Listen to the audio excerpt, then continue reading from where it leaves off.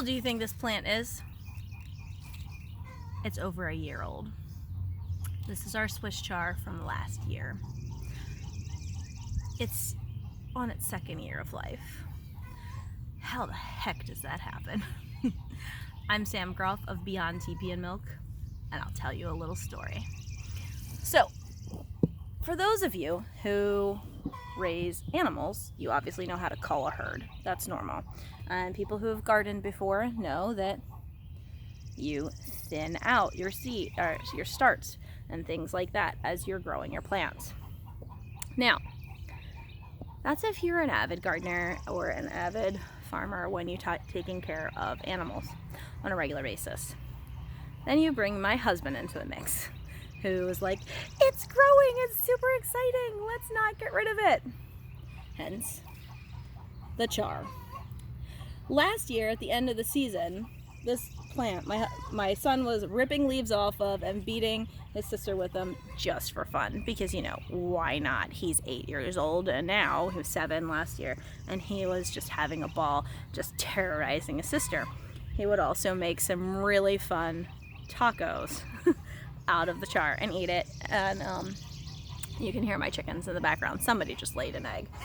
But the neat part about this plant specifically, other than it's been a tool for eating, destruction, just silliness, sibling rivalry, whatever, is that this plant specifically lived through the entire winter, which has been one of the most, the coldest winter we've had in a long time, in our compost bin.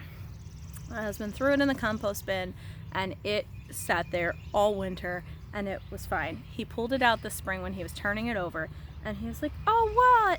This thing has new roots and new shoots coming out of it.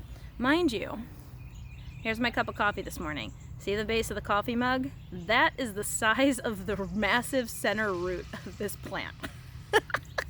So, to humor him, he's like, I'm gonna plant it. I'm like, don't you dare. And he's like, I wanna plant it. So here we go. We have what I like to refer to as mutant char. Now this means that this plant's gonna get tough. It's gonna be harder to eat, a lot more chewy. Not the best flavor, but it's his little pet in the garden, and it's super fun. And for him, he has a hard time letting go of the growth, of the freshness, of the green, because, you know, like a lot of us, we've been in a massive amount of just upheaval with the pandemic. And you know what? Why take away the joy of the mutant char when it just brings him a little bit of happiness? So, what brings you happiness in your garden? What brings you happiness in life? That's what you really need to think about. If giving my husband a tiny corner of the garden for a little tiny Swiss chard plant that has come out of my compost bin and survived. Oh, there's my chicken!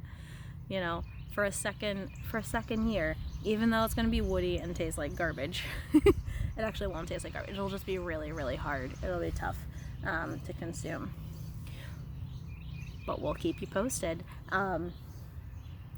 It'll just be interesting to watch it evolve and grow and do those things. So what really makes you happy?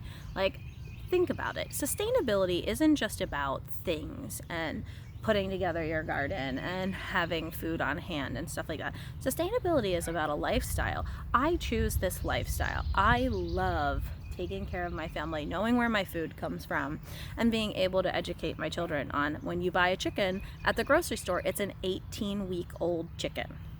Not my 2-year-old chickens who are laying eggs on a regular basis, who, you know, we also, when they've stopped laying eggs, we will consume. We had some chickens that were attacking one another and attacking us.